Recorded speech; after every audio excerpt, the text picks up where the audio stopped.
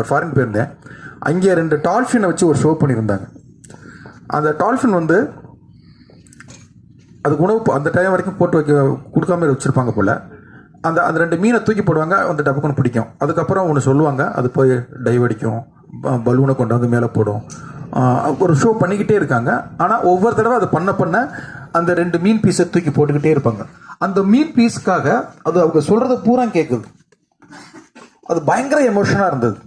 அது 2 பேரை அதோடைய மூக்கில் வச்சுக்கிட்டு, தலையில் வச்சுக்கிட்டு சல்லுன்னு கொண்டு போயிட்டு இருக்கு. அந்த சீன்லாம் பார்க்கும்போது எனக்கு பொல கண்ணீர் கொட்டிருச்சு. ஏன்னா அவ்வளவு எமோஷனாக இருந்தது. திரும்பி பார்க்கணும், அங்கே ஒரு ஃபாரின் லேடி அவங்க அழுதுகிட்டு இருக்காங்க. அதுதான் எமோஷன்.